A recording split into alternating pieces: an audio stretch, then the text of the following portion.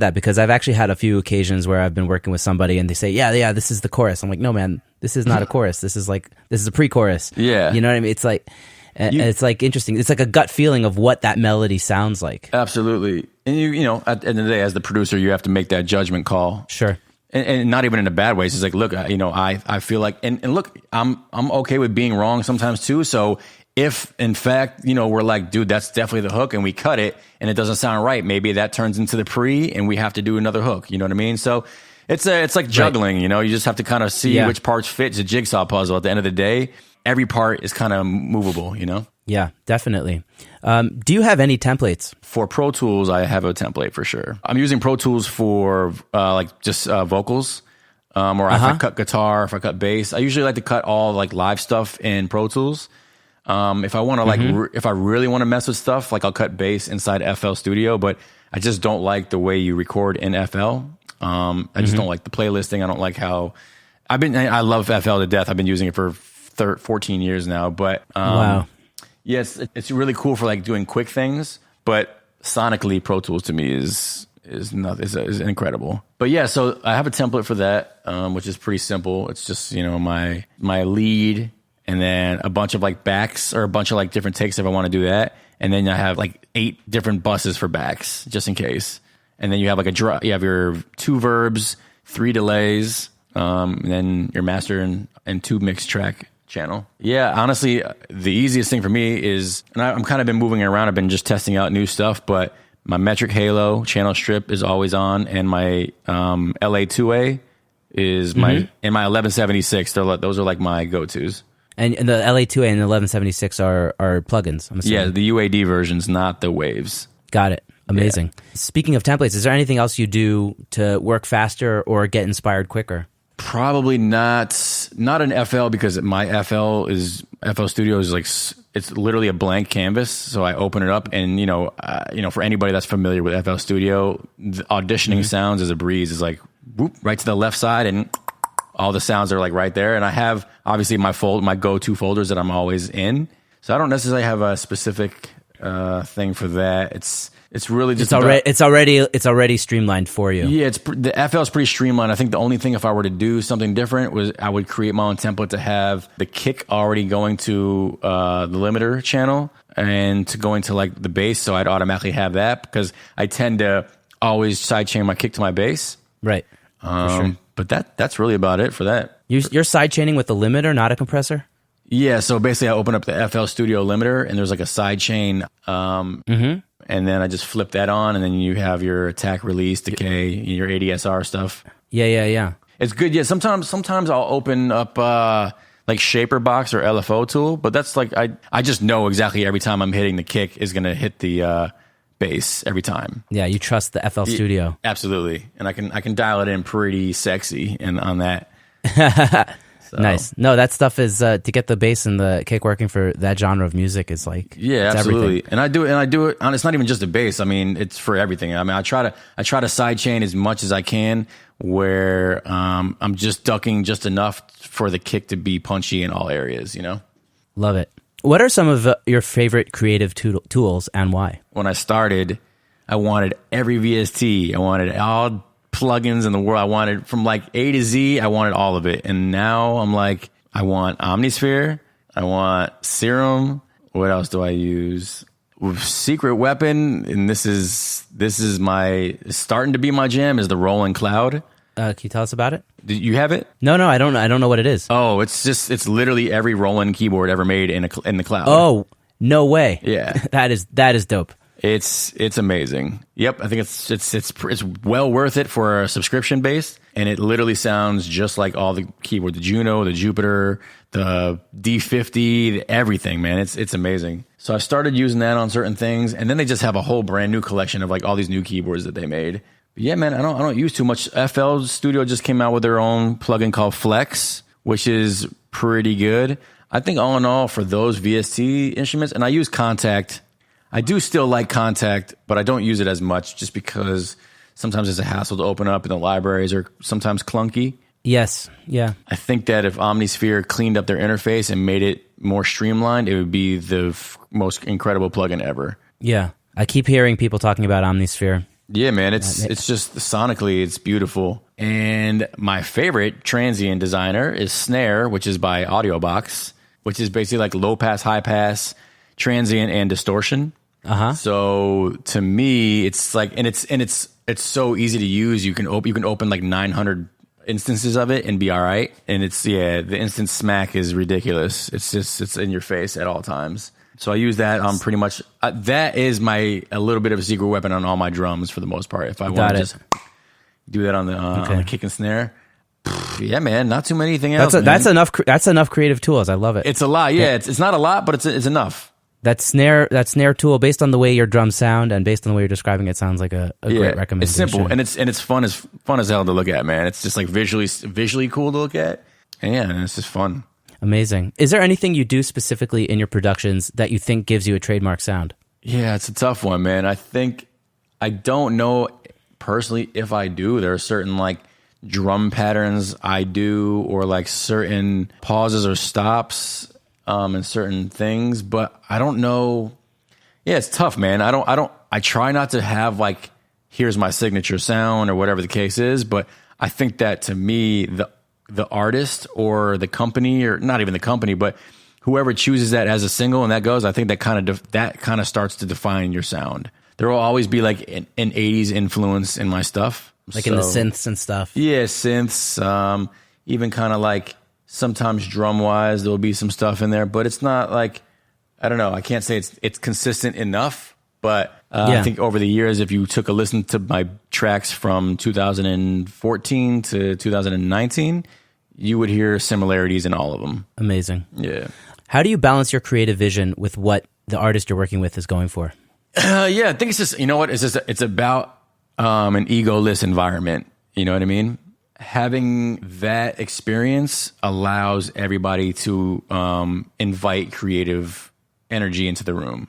So, you know, if an artist comes to me, they might not know of what I've done, but there's a reason why they're in that room and they trust my opinion.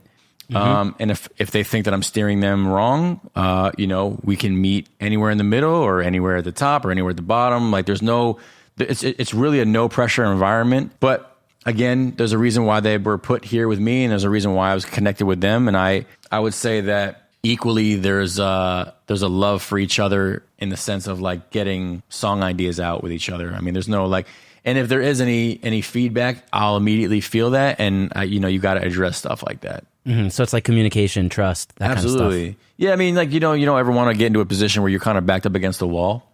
It's like the worst feeling as a creative, you know what I mean? You don't want to get in there and you're like, well, listen, I want to do this today. And that's the only thing I'm doing. If that's, I'm back. Well, listen, I'm not the guy for that, and I appreciate it, but this is probably going to be a quick session. But luckily, I've never really had that. I've been in some rooms where I haven't spoke up as much. But now I'm just like, if I love it, I give them all my attention on what I would want done, and then we go back and forth, and we meet in a gray area, and then we just continue the process. I think it shouldn't be a battle. If it's a battle, you're already in the negative. Got it. So you've managed to work with some super high profile artists who are also known as music producers in themselves. Sure. So how do you balance bringing what you do to the table while not stepping on their toes? Yeah, I mean, again, I think that that question to me, I think that is almost the same answer as being in the room with the songwriters and that creative vision.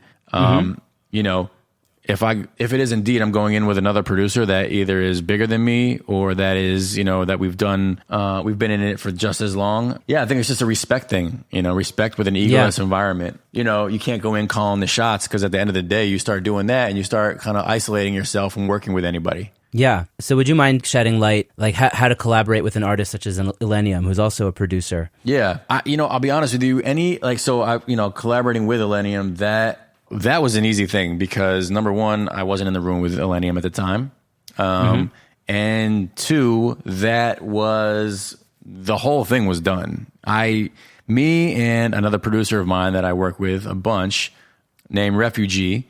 Well, the song was already done. I did that song with Charisma probably, I think in 2017. We did everything was completed, and then we did a bunch of revisions, and then I sent it to my guy. He sent me a version back. It was amazing. And then I touched that version up. And then, yeah, man, we put the song actually came out in 2017 or early 18, I think. I can't remember. And it wound up having like 500,000 streams. And then all of a sudden, they not all of a sudden, but like, I think Illenium reached out to Charisma and was like, dude, I really want this song for my album. So one thing led to another. They had to pull the original down. And yeah, I sent Illenium the stems, and he added what he added. He added, a couple things in the verses here and there, and then the biggest thing of it was like that little drop that he did for his album. But other than that, man, I mean, I didn't really have any much say in it because it was going for his album, and he already liked where it was. So he like lightly remixed it, basically. Exactly. He lightly remixed it, and I don't think it was in my place to be like, that's not it. I mean, I probably could have said that, but I think as a producer, I know where sonically, I knew it was going to be something fun. Yeah, for sure. So amazing. That was easy, man. But he was nice. It's funny because I think shortly after that happened, he had a concert at Red Rock Amphitheater in Colorado. And he was like, he told Charisma, he's like, dude, I'm performing this song for the first time ever. I'm going to fly you out. And I was like, dude, I'm flying out with you, man. So I flew out, met him, hung with Charisma and Illenium for a little bit. And yeah, man, we saw it perform for the first time, and it sounded amazing, man. That's like one of the most beautiful things you could possibly do, is see that type of stuff come to fruition. I love it. Yeah, man. I think it's safe to say that The Nights is one of Avicii's biggest songs, as well as one of the biggest songs in that genre. Yeah. Being a part of that must have been special. Can you tell us a bit about how the song was born? Yeah, absolutely.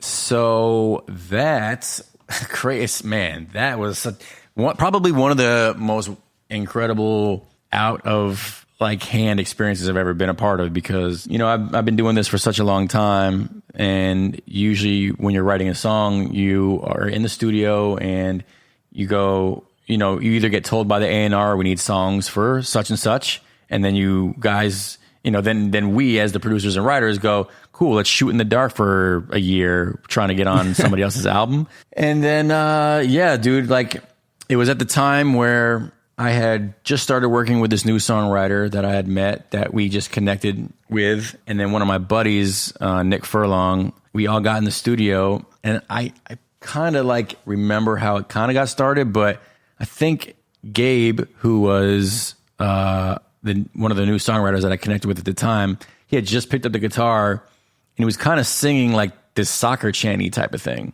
And literally moments later, we all just started we literally just started chanting away with him, and he just kept playing. And we're like, dude, this is amazing. We have to finish this now. And so we finished it. We had the guitar version. It was just acoustic. And then they started writing the song literally right on the spot. I wish I had video of it, but I don't. But anyway, so Nick at the time was working with another producer, John Feldman, who's done a number of different rock records from Blink. I've heard his name. Yeah, Blink 182, and it's literally that whole genre. He killed it. But he brought it to them, and they added a whole bunch of drums, and they added a whole bunch of stuff to it. And yeah, he sent me the stems. I pretty much pulled everything out of it. I actually did pull everything out of it, and I literally did. I redid the drums. I redid the drops and stuff. And at that time, we had the song was already written, all the gang chants were there, and it's all of us on the record. It's me, Gabe, and Nick on the song, and Nick is singing the song. Really? Yeah, Nick is, which goes by Raz. He's the one who's actually singing the whole song, and then when the gang chants come in, they say, one day, it's all of us. Yeah. So, yeah, man. Amazing. So basically what happened was, he's like, I don't know what to do with this, man. For a minute, because we were doing a group, we were like, what are we going to do with this? This thing is amazing. I don't know what to do. And he didn't know what to do. And I can't remember how long after, but he calls us later. He's like, dude, Avicii wants this record for his next album. This must have been, this had to have been early 2014, I think. And after months and months of going back and forth with not Avicii, but Avicii's manager at the time, Ash, yeah, we did multiple iterations of it. We did rewrites, we did production changes. We had so many different versions. Originally, the song was called "My Father Told Me" because there's a part that's "My father told me," and then the drop comes. Which I have the original version, which I was listening to the other day, and it's still awesome. Nice. obviously. But yeah, but